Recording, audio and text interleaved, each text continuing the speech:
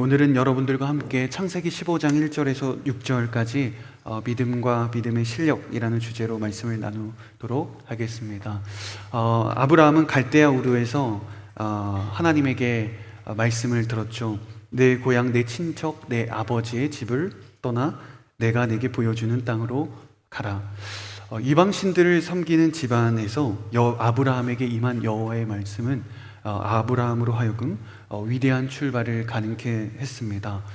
하나님은 아브라함을 통해 새로운 인류를 다시 시작하기를 원하셨습니다. 육신적인 혈통이 아니라 영적인 혈통으로 시작하는 인류였습니다. 다른 조건 아무것도 필요 없었습니다. 재산, 관계, 그리고 그가 살아왔던 경험과 전통 모든 것을 내려놓고 오직 여호와 하나님만을 믿는 그 믿음으로 출발하게 하셨습니다. 아브라함의 후손은 이제 혈통이 아니라 믿음으로 이루어질 것을 예표하는 것이죠. 아브라함이 믿음의 조상이 되는 위대한 여정이 시작된 것을 우린 지난주에 나누었습니다.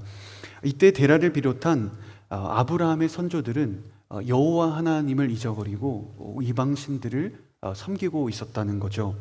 그러한 집안에서 아브라함은 하나님께서 그를 불러내셨습니다. 불신자의 가정에서 믿음이 없는 사람만 나오는 것이 아니고 믿는 가정이라고 해서 신실한 자손만 나오는 것은 아니라는 것입니다. 하나님은 이방신들을 섬기는 집안에서 아브라함을 이끌어내셨고 그를 믿음의 조상으로 세우셨습니다. 그래서 우리가 믿지 않는 가정 가운데 홀로 신앙생활을 한다고 해서 절망하거나 낙심할 필요는 없습니다. 우리가 하나님께서는 여러분을 통해 여전히 믿음의 가정을 세우기를 원하시고 또 신앙의 집안으로 온전하게 회복해 하실 것을 하나님께서 여러분들에게 약속하셨기 때문입니다. 제가 막 신학교에 입학했을 때 이 동기들 이렇게 또 선배들을 보면서 이렇게 마음이 어려웠던 적이 있어요. 사실은 정확하게는 부러웠던 때였죠. 그러니까 신학교를 가니까 기본적으로 이 동기들의 아버지들이 거의 다 목사님이었고 장로님이셨어요. 그러다 보니까 입학생 중에 그 부모님 중에 이 교수님과 친한 사람이 이미 많이 있는 거죠. 그래서 교수님들도 대부분 아는 사이이다 보니까 뭐 아버지는 잘 계시니, 뭐 지금 어디서 목회하시니, 또 어떻게 지내셔? 이런 질문들이 자연스럽게 이렇게 오고 가더라고요. 지금은 물론 저희 부모님이 뭐 장로 권사님이시지만 그때만 해도 집사였습니다. 집사님이셨는데 한 번도 살아오면서 저희 부모님에 대한 가정에 대한 그런 직분에 대해서 생각해 본 적이 없었거든요. 별로 중요하지 않다. 내 신앙이 중요하지. 이런 생각을 갖고 있었는데 그런데 막상 제가 신학교를 입학해서 보니까 동기들은 거의 다 목사님의 자녀들이 많았고 교수님들과 아는 사이다 보니까 기본적으로 자기소개를 다 아버지가 장로님, 목사님이라고 소개를 하는 거죠. 뭔가 괜히 저만 부끄러운 마음이 들었던 적이 있어요. 그런데 그때 아무도 믿지 않는 집안에서 홀로 신학교에 와서 믿는 이 목회자가 되겠다고 한 동기들이 그때서야 이렇게 보이게 되는 거예요. 또 어떤 분은 이란에서 자라서 우연히 한국에 왔는데 예수님을 믿게 됐어요. 그래서 모든 가족들과 함께 이 족보에서 끊어지는 아픔을 겪으면서도 홀로 신학교에 와서 입학한 그런 형님도 계셨어요. 만일 제가 그런 경험이 없었다면 아마도 저는 불신자 가정에서 홀로 예수 그리스도를 믿는 사람들의 마음을 이해하지 못했을 거예요. 그런데 그때 하나님께서 저에게 주셨던 마음이 있어요. 내가 너의 집안으로 너를 사용하지 않겠다 였어요. 내가 너의 믿음으로 내가 너를 사용할 거야 였습니다. 마찬가지입니다. 하나님은 지금 여러분들의 믿음을 보고 계세요. 여러분들이 어떤 집안에서 태어났는가, 얼마나 믿음이 훌륭한가, 이것을 보시고 여러분들을 사용하시는 것이 아니에요. 주님은 여러분들이 지금 하나님을 온전히 신뢰하고 있는가, 이것을 주님은 보신다는 것입니다. 하나님께서 저는 여러분들의 모든 배경과 상황과 상관없이 지금 여러분들의 그 믿음, 온전하게 드리는 그 믿음으로 여러분 한 분 한 분을 하나님께서 믿음의 조상으로 세워주시기를 간절히 축복합니다. 우리 이 시간 1절 한번 읽어보도록 하겠습니다. 시작. 그 후 여호와의 말씀이 환상 가운데 아브라함에게 임했습니다. 아브라함아 두려워하지 마라. 나는 내 방편이 내가 받게 될 상이 아주 클 것이다. 여호와의 말씀이 아브라함에게 임했습니다. 아브라함아 두려워하지 마라. 하나님이 나타나시자마자 두려워하지 마라 라고 말씀하신 것은 그만큼 아브라함이 두려움에 빠지고 있었다는 것을 말해줍니다. 그럼 아브라함은 무엇 때문에 두려움을 겪고 있었을까요? 1절을 보면 그 후라는 단어가 나오잖아요. 14장과 연결된 사건을 암시하고 있어요. 14장을 저희가 읽어보진 않았지만 간단히 말씀을 드리면 가나안 주변에 있는 왕들이 전쟁을 일으키게 됐어요.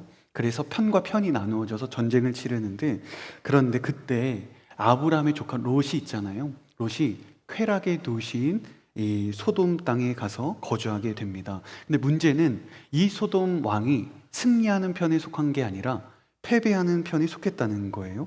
그래서 왕들이 이 소돔 땅에 있는 사람들 모든 물건들과 양식들을 가져가는데, 마찬가지로 이 롯도 그의 재산, 그의 가족들, 그가 쌓았던 모든 것들을 약탈해서 포로로 끌려가게 됩니다. 그래서 아브라함이요, 이 소식을 듣고 연합한 왕들을 물리치고 롯을 되찾아오게 되었어요. 그래서 지금 아브라함은 졸지에 수많은 연합된 왕들로 하여금 연합 도시국가의 미움을 받게 된 거예요. 아브라함이 처음부터 다른 나라를 공격할 생각이 있었던 것은 아니었어요. 그것도 자신을 떠나서 향락과 쾌락의 도시인 소돔 땅에 간 조카 롯을 구하기 위한 거였죠. 어쩔 수 없이 그 나라를 쳐들어가서 조카 롯을 빼온 거였습니다. 그런데 그 피해는 누가 받고 있냐면 아브라함이 받고 있어요. 아브라함의 입장에서는 참 억울했을 수도 있어요. 조카 롯에게도 이렇게 분노했을 수 있죠. 그런데 아브라함은 어떤 표현도 하지 않고 있습니다. 자신이 그 두려움까지 감당하고 있는 거죠. 이처럼 두려움은 단지 나의 부족함으로만 찾아오는 것은 아닙니다. 그리스도인으로 우리가 올바르게 살아가기 원할 때, 연약한 사람을 돕고자 할 때 발생하는 일로 인해서 두려움이 생기기도 합니다. 소돔왕이 주는 유혹의 잔을 거부함으로써 오는 피해가 있고요, 주변 왕들의 미움을 받음으로써 오는 걱정, 이 모든 것은 아브라함이 올바른 길로 걸어가지 않아서 온 아브라함의 부족함 때문에 찾아온 두려움이 아니라 오히려 정도를 걸었기에 초래된 일이었다는 거죠. 하지만 그런 아브라함을 하나님이 결코 내버려 두시지 않습니다. 세상과 타협하지 아니하고 올바른 길로 걸어가기를 작정한 사람들, 작은 자를 위해 희생하기를 마다하지 않는 사람들을 하나님은 절대 그냥 두시지 않습니다. 주님이 책임져 주십니다. 이렇게 말씀하십니다. 나는 내 방편이 내가 받게 될 상이 아주 클 것이다. 주님의 약속이었어요. 이때 아브라함이 두려운 마음을 가졌던 첫 번째 이유가 주변 왕국 때문이었다면, 궁극적으로 두 번째 이유가 있어요. 무엇이었냐면 자녀의 약속이었습니다. 그래서 그가 진정으로 두려워했던 것은요, 그가 떠날 때 하나님이 자신에게 주셨던 자녀의 약속, 그것이 아직도 이루어지지 않고 있다는 사실 때문에 그는 진정한 두려움을 얻고 있었다는 겁니다. 지금 아브라함이요, 가나안 땅에 들어온 지도 10년이 지났어요. 아브라함과 사라 모두 점점 나이가 들어갑니다. 그런데 어떠한 자녀에 대한 소식이 없습니다. 분명 하나님은 아브라함에 이렇게 말씀하셨죠. 내가 너를 큰 민족으로 만들겠다. 이 온 땅을 너와 네 자손에게 영원히 주겠다라고 말씀하셨습니다. 그런데 현실은 전혀 달랐어요. 아무리 대단한 믿음으로 갈대아를 출발했다고 해도 시간이 흘러도 응답되지 않는 자신의 현실을 보면서 아브라함은 두려움을 느꼈다는 거죠. 그런데 우리가 여기서 오해해서는 안 되는 것이 있어요. 아브라함이 하나님의 능력을 못 믿어서 그런 것이 아니라는 거죠. 오히려 여호와 하나님의 능력을 잘 믿고 있었어요. 갈대아 우르에서 가나안까지 900km가 넘는 이 여정을 안전하게 이끄시고 여기까지 오게 하셨던 것은 하나님의 능력이 아니면 불가능하다는 것을 아브라함은 알았습니다. 다만 여호와 하나님의 능력은 알고 있는데 내 삶에서 주어진 현실의 응답이 이루어지지 않는 그 괴리감 때문이었습니다. 마찬가지죠. 저희에게 언제 가장 큰 어려움이 찾아옵니까? 저희는 예수님이 나의 주인이시고 우리의 구원자이시며 능력 있는 분임을 잘 알고 있습니다. 우리가 오늘 세례와 입교 때도 고백했죠. 그런데 내 현실에서는 응답이 지연되고 하나님의 성품과 맞지 않아 보이고 약속의 성취가 보이지 않을 때 저희들을 힘들게 한다는 거죠. 분명 하나님은 말씀하시는 분이시고 약속을 지키시는 분이십니다. 그런데 왜 나의 삶에는 어떠한 응답도 없는가? 이것이 우리를 가장 두렵게 하죠. 그런데 이때 우리가 반드시 기억해야 할 것이 있습니다. 두려움은 절대로 하나님에게 속한 영역이 아니라는 거죠. 하나님은 우리의 두려움을 그것이 어떠한 이유로 초래되었던 간에 결코 원하지 않으십니다. 디모데후서 1장 7절 말씀 우리 함께 읽어볼게요. 시작. 하나님께서 우리에게 주신 것은 두려움의 영이 아니라 능력과 사랑과 절제의 영이다. 하나님은 우리가 그 어떠한 일에도 두려워하지 않기를 원하시는 분이시죠. 대신 능력과 사랑과 절제로 우리의 두려움을 다스려 주시는 분이십니다. 나는 내 방패니 내가 받게 될 상이 아주 클 것이다. 방패가 되어주는 능력으로 상을 주실 것이라는 사랑으로 지금 모든 것을 다 알려주시지 않는 절제로 아브라함의 두려움을 하나님이 다스려주고 계세요. 지난 주일 예배가 끝나고 나서 한 분이 찾아오셨어요. 제가 한 5년 전에 공동체에서 섬겼던 지체였어요. 처음에는 못 알아봤는데 지금은 결혼을 해서 이렇게 성인 예배를 드리고 계시는데 이렇게 지난주만 사정이 생겨서 이렇게 한 번만 청년 예배를 드려야겠다라고 생각이 마음을 먹으셨다고 해요. 그래서 이렇게 저를 알지 못하고 저희 예배가 이제 오전에 있으니까 예배를 드리기 위해서 이렇게 방문을 하셨어요. 그러면서 그런 얘기를 하시는 거죠. 예배 시작할 때부터 끝까지 정말 눈물로 예배를 드렸다고 이야기를 하세요. 그래서 제가 물어보니까 모로코를 위해서 기도해 주셔서 참 감사하다 이런 얘기를 하시는 거예요. 그러니까 들어보니까 자기 동생이 지금 모로코에 있는 현지 선교사로 가 있는데 이 지진 소식으로 인해서 너무 가슴이 무겁고 힘들고 걱정되고 두려워했다는 거예요. 그런데 오늘도 저희가 잠깐 기도했지만 지난 시간에도 저희가 잠깐 기도했잖아요. 이렇게 함께 기도하고 예배하면서 참 위로가 되었다, 힘을 얻었다, 정말 감사하다는 이야기였어요. 제가 그분이 저희 예배를 올 줄을 알고 있었겠어요? 아니면 그분의 동생이 모로코 선교사인 것을 알고 제가 기도를 했을까요? 전혀 몰랐죠. 근데 하나님은 알고 계셨다는 겁니다. 하나님은 그의 발걸음을 인도하셨고 한 치의 오차도 없이 방문하게 하셨어요. 하나님은 우리 공동체가 이렇게 함께 중보 기도를 하기를 원하셨던 거죠. 다음 주 가족 초청 예배도 마찬가지입니다. 방문하게 될 가족들, 지인들, 우리가 상상할 수 없는 방법으로 하나님은 이곳으로 부르실 것입니다. 하나님의 인도하심은 정확하고 놀랍고 한 치의 오차도 없으십니다. 결국 지난주 그 지체에게 하나님은 이렇게 말씀하신 거죠. 두려워하지 마라. 나는 내 방패니 내가 받게 될 상이 아주 클 것이다. 동생에 대한 걱정들, 그 나라에 대한 두려움, 이 모든 불안, 근심, 이 모든 것을 두려움을 주님께서 다스려 주신 거죠. 이때 하나님은 너에게 이러한 장치를 마련해 줄 거야. 너에게 이렇게 도와줄 거야. 이렇게 말씀하시지 않았습니다. 바로 내가 내 방패야. 이렇게 말씀하십니다. 하나님 자신이 너의 방패가 되겠다는 것입니다. 하나님이 우리의 방패이십니다. 이 믿음이 저와 여러분들에게 있기를 주님의 이름으로 축복합니다. 우리 2절과 3절 말씀 한번 읽어볼게요. 시작. 그러자 아브라함이 말했습니다. 여호와 하나님이여 제게 무엇을 주시겠습니까? 제가 자식이 없으니 제 재산의 상속자는 다메섹 사람 엘리에셀이 될 것입니다. 아브라함이 다시 말했습니다. 주께서 제게 자식을 주지 않으셨으니 제 집에서 난 하인이 저의 상속자가 될 것입니다.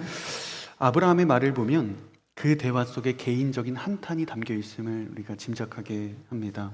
하나님은 내가 받게 될 상이 아주 클 것이다 라고 이야기를 했는데, 그런데 아브라함은 이 문제를, 이 대화를 어디로 끌고 가냐면 자신의 자녀 문제로 끌고 가잖아요.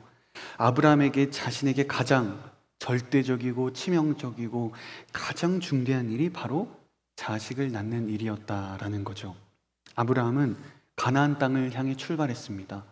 그 동안에 정말 많은 재물과 가축대와 하인들, 이런 재산들을 모았어요. 남부럽지 않은 재산가가 되었습니다. 그럼에도 딱 한 가지, 자녀가 없다는 그 한 가지 사실은 늘 자신의 마음 가운데 짐이었어요.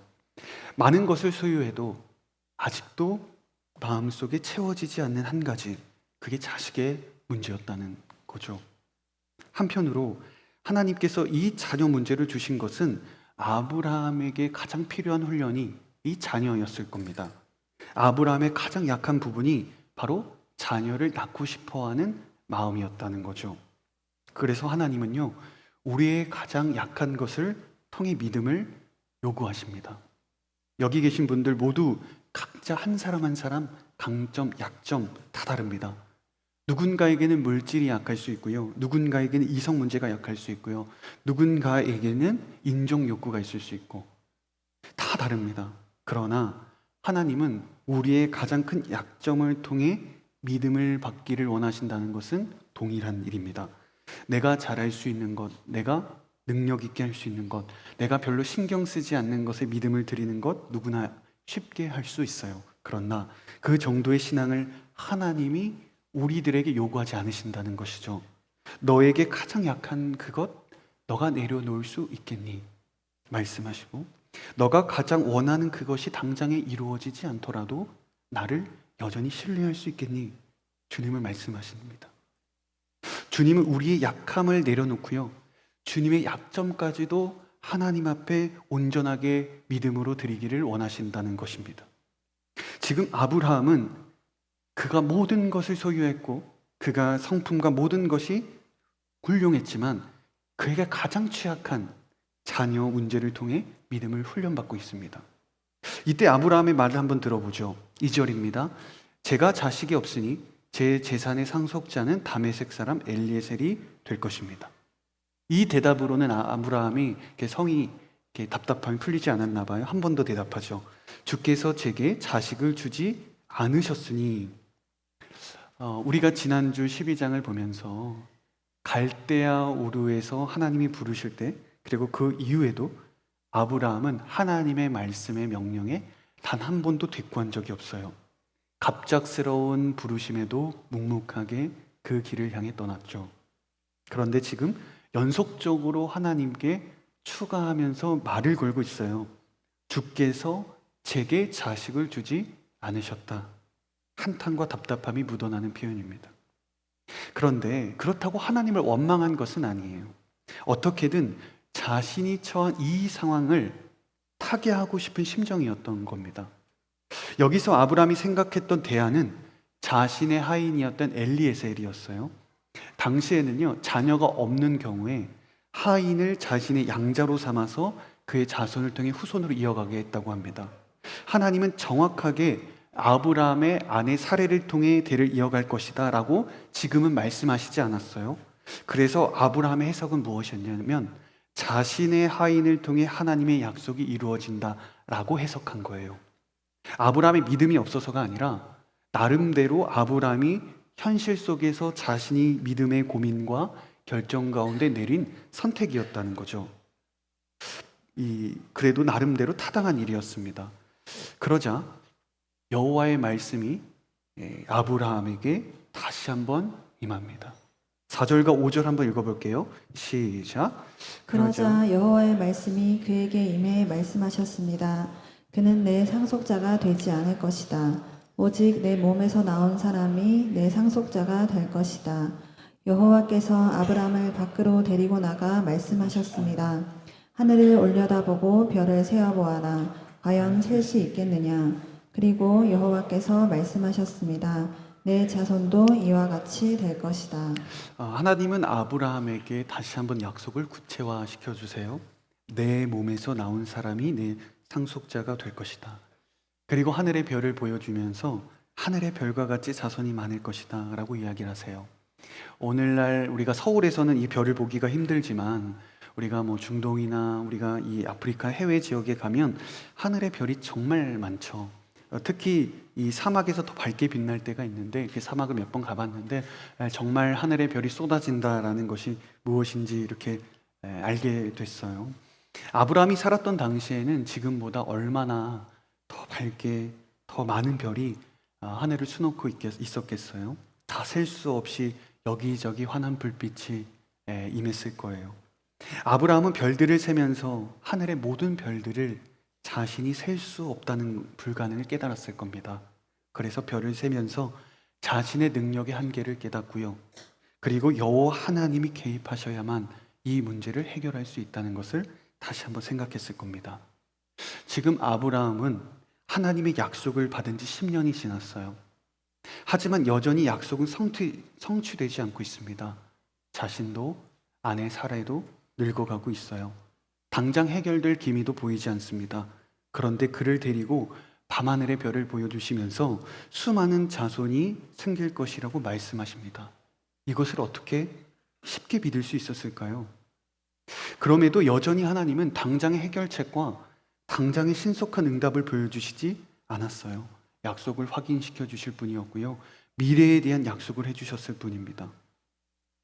이후 하나님께서 아브라함에게 몇 세의 이삭을 주시냐면 100세에 주십니다. 그러니까 75세에 떠나서 갈대아 땅에 10년이 있었다면 85살이죠. 그럼 15년을 더 기다려야 해요. 아브라함은 여전히 기다려야만 했어요. 사실 하나님이 처음부터 갈대아 우르에서 정확한 기간을 알려주시고 처음부터 갈대아 우르에서 사례를 통해 아이를 낳을 것을 말해주셨다면 얼마나 좋았겠어요.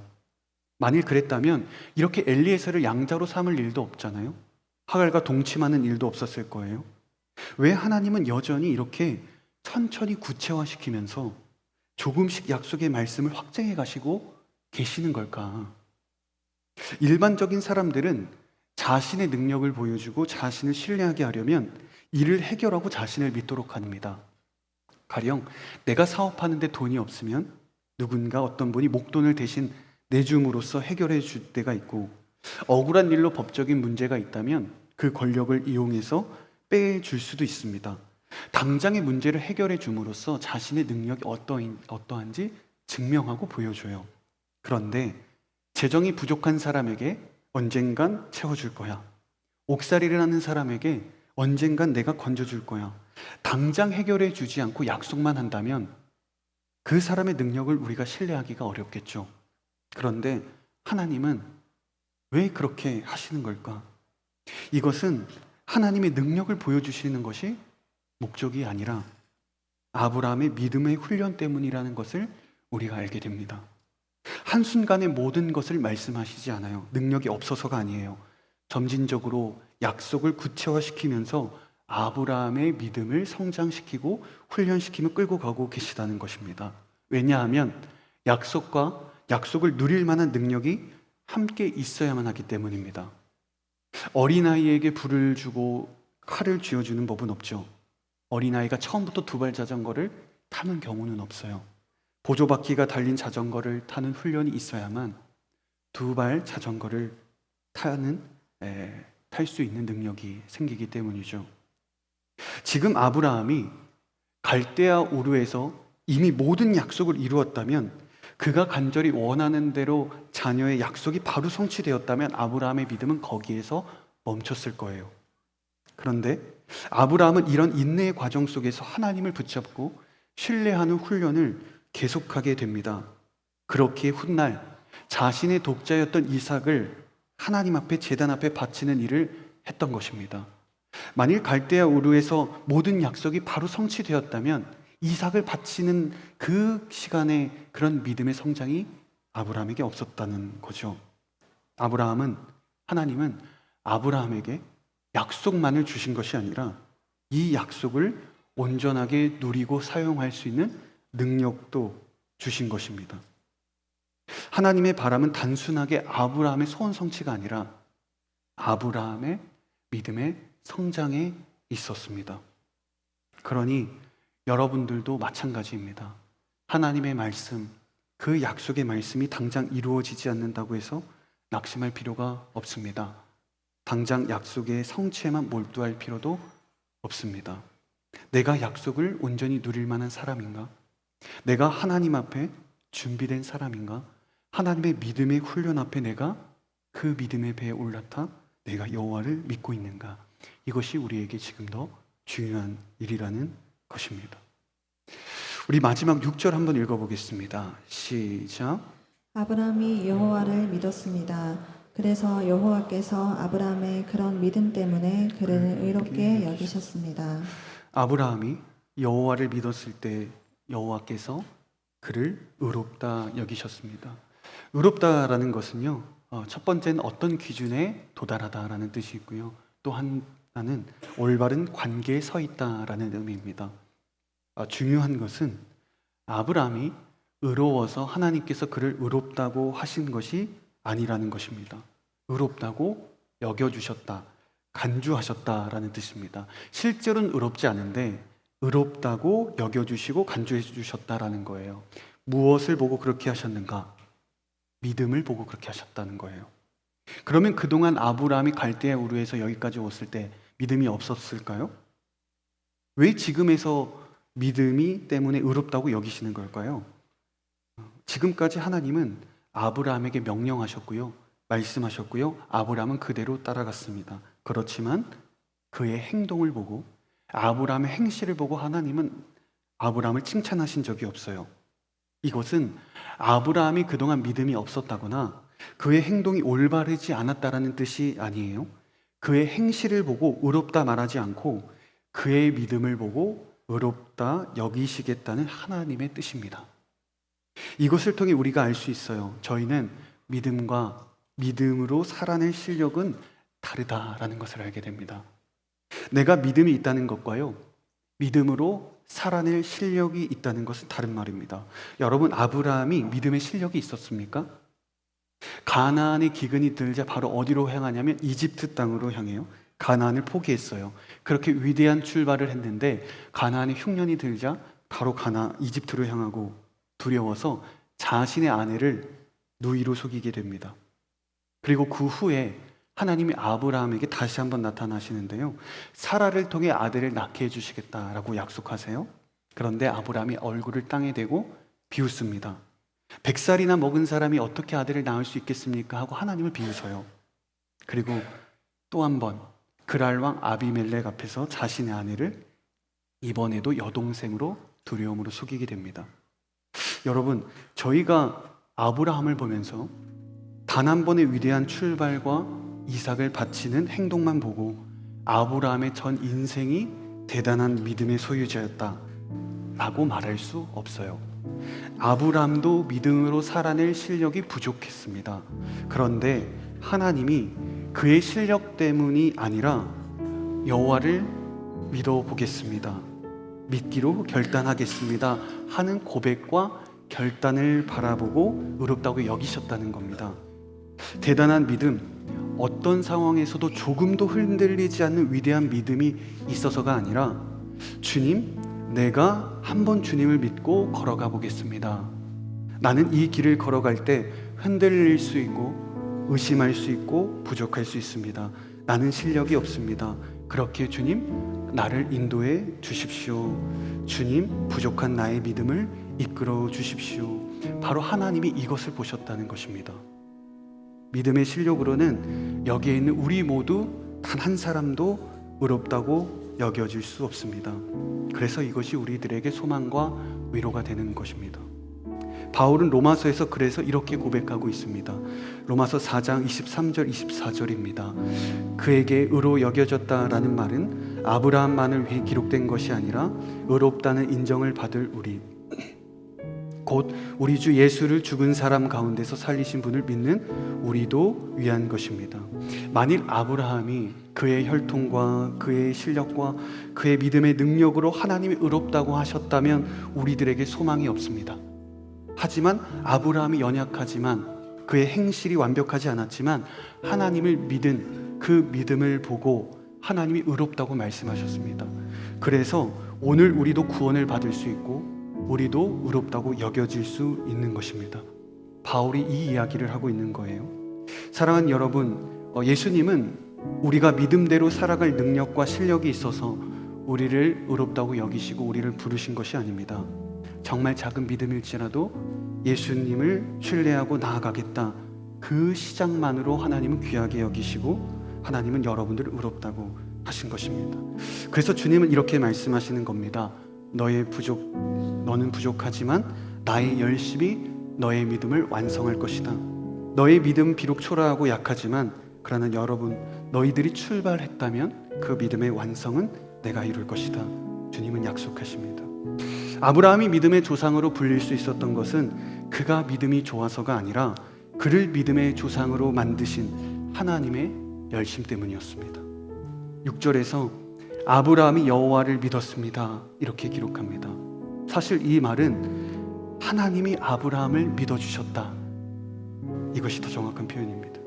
하나님이 부족한 아브라함을 믿어주셨기에, 그리고 예수님이 여전히 부족한 우리를 믿어주셨기에 우리가 이 자리에 설 수 있는 것이고 끊임없이 우리를 믿음의 조상으로 주님이 만들어 가실 수 있는 것입니다. 여러분 꼭 기억하십시오. 여러분들이 예수님을 믿는 믿음보다 예수님이 여러분을 믿는 믿음이 항상 광대하게 큽니다. 이것이 오늘 우리의 삶에 소망이 있는 이유입니다. 오늘도 여전히 하나님의 열심은 여러분들을 믿음의 조상으로 만들어가고 세워가고 계십니다. 나의 믿음을 완성하실 하나님, 그분을 믿을 수 있는 저와 여러분들이 되기를 주님의 이름으로 축복합니다. 우리 시간 함께 찬양하며 나아갔으면 좋겠습니다. 우리 함께 자리에서 일어나셔서 오늘 우리가 찬양 때 함께 고백했던 찬양입니다. 우리 하나님의 열심 찬양하겠습니다.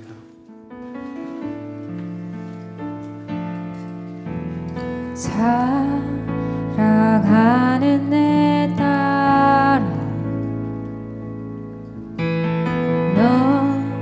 너의 작음도 내게 귀하다. 너와 함께 걸어가는 모든 시간이 내게 의미라. 사랑하는 아들아, 내 연약함도 내게 큼이라. 너로 인해 잃어버린 나의 양들이 돌아오리라. 조금 느린 듯해도 기다려주겠니? 조금 더딘 듯해도 믿어줄 수 있니? 네가 가는 그 길 절대 헛되지 않으니 나와 함께 가자. 앞이 보이지 않아도 나가주겠니? 미안하지 않아도 사랑해주겠니?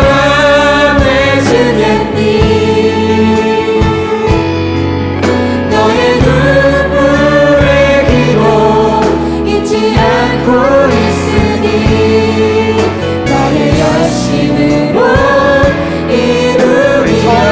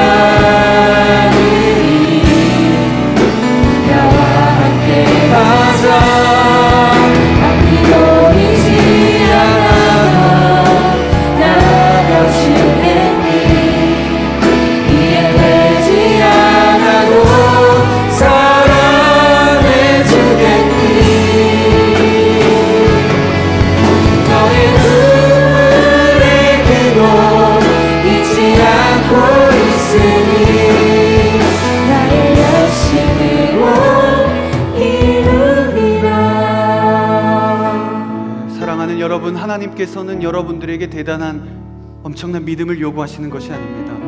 여러분들이 주님을 믿기로 결단하고 부족하지만 여러분들이 발걸음을 내딛는 그 하나의 믿음을 원하십니다. 나는 부족하고 나는 연약합니다. 그렇기에 내가 주님을 의지하고 내가 그렇기에 주님을 믿습니다. 주님, 나의 부족한 믿음을 이끌어 주십시오. 주님, 나의 연약한 나의 부족함을 인도하여 주십시오. 나의 부족한 믿음으로 출발하지만 그러나 나의 믿음의 완성은 주님께 있습니다. 주님의 열심히, 하나님의 열심히 나의 부족한 믿음을 완성하실 것입니다. 주님, 내가 그래서 하나님 믿기로 결단하겠습니다. 내가 살아보기로 결단하겠습니다. 내가 인내해보기로 결단하겠습니다. 나의 부족한 믿음이지만 주님, 내가 주님께 드립니다. 나의 믿음을 완성시킬 하나님이여, 오늘 나와 함께 하시고 그 믿음 가운데 역사하여 주시옵소서. 우리 시간 주여 한번 외치고 통성으로 기도하며 나아가도록 하겠습니다. 주여,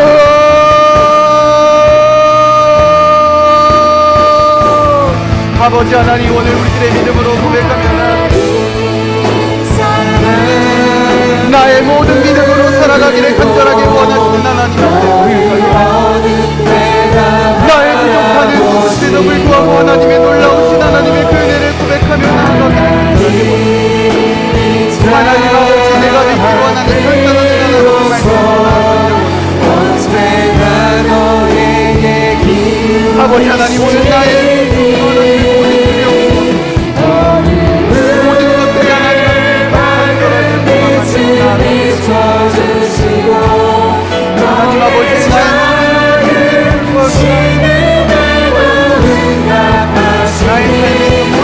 하나님 앞에 내가 믿음으로 결단하며 나아가기를 간절하게 원합니다. 내가 하나님 앞에 온전한 열심으로 하나님 나아가는 것이 아니라 주님의 놀라운 열심으로 하나님 앞에 고백하며 나아가기를 기도하여 아버지 하나님, 나의 모든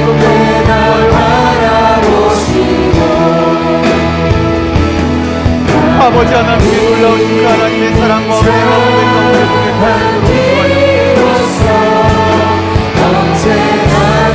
하나님의 모든 것들 가운데 하나님의 놀라우신 하나님의 사랑과 하나님의 가운데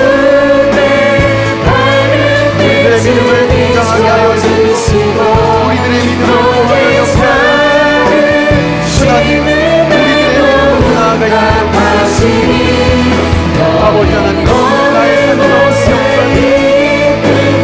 주를 향하고 주만 바라보지라. 하나님은 여러분들에게 말씀하십니다. 두려워하지 마라. 나는 내 방편이 내게 받게 될 상이 아주 클 것이다. 하나님이 여러분들의 방패이십니다.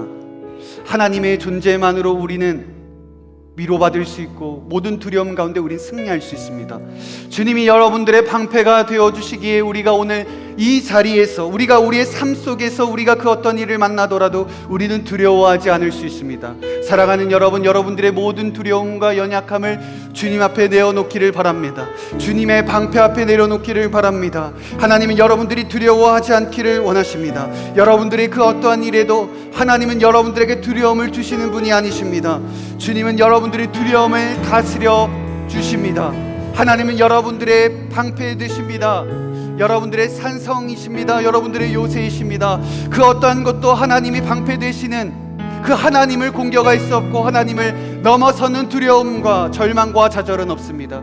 우리가 이 시간 다시 한번 믿음의 방패로 하나님의 방패 되시는 그 하나님을 의지하며 나아가기를 원합니다. 하나님, 나의 모든 두려움을 주님 다스려 주시옵소서. 내가 걸어가는 모든 길마다 하나님을 담대하게 의지하며 나아가게 하시고 오늘 내가 하나님의 놀라운 방패를 들고 이 세상 가운데 담대하게 나아가는 믿음의 사람들이 되게 하여 주시옵소서. 우리 시간 주여 한번 외치고 기도하겠습니다. 주여,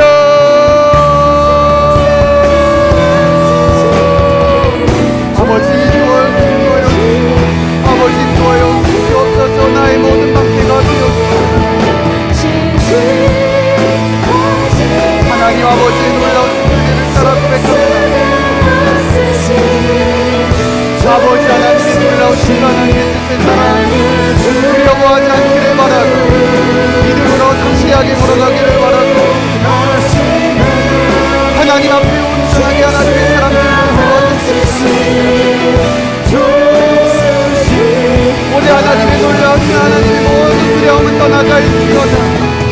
예수 그리스도의 이름으로 모든 악한 마귀와 모든 악한 것과 우리를 두렵게 하는 영은 떠나갈지어다. 우리를 두렵게 하는 모든 영들은 떠나갈지어다. 나의 방패가 되시는 하나님이여, 우리가 담대함으로 나아가게 하시고 아버지,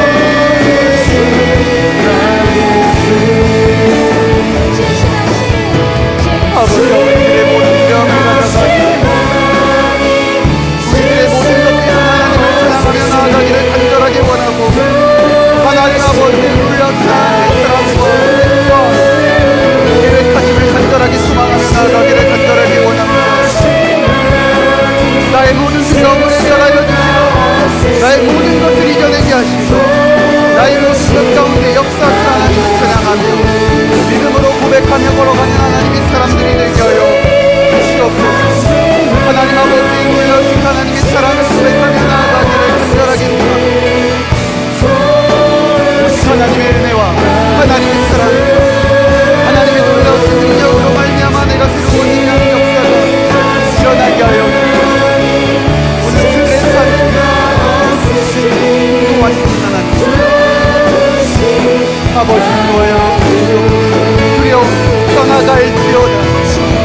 모든 걱정과 근심과 우리의 걱정이 떠나가게 하여 하나님 아버지의 놀라우신 하나님의 사랑 가운데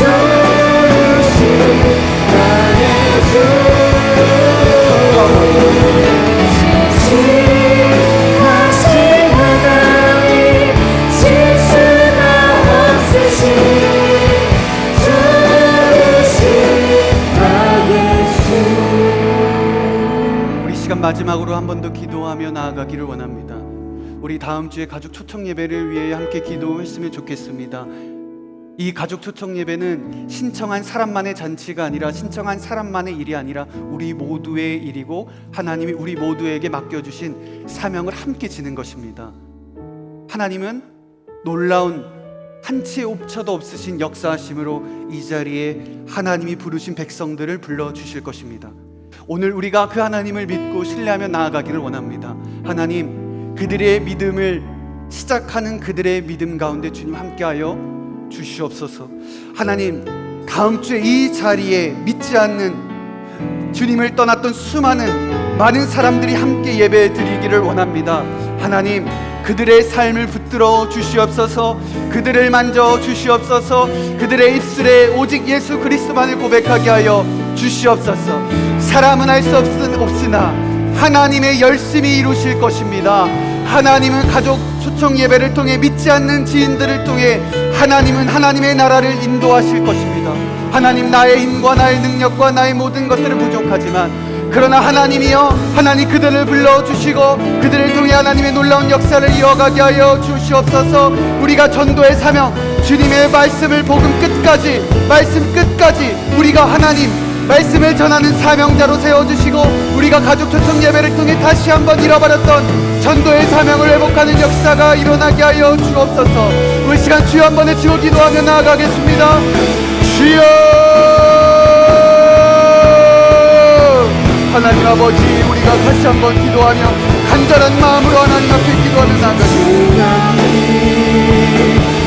하나님 아버지, 나의 모든 것 가운데 하나님 아버지를 찬양하며 나아가기를 간절하게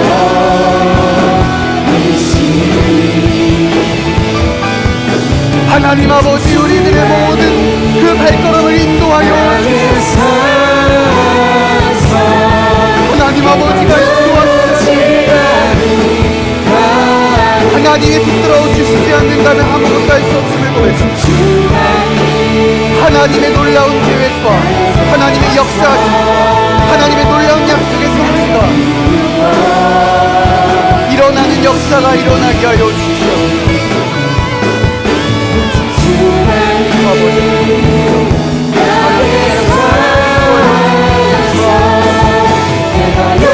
아버지 하나님,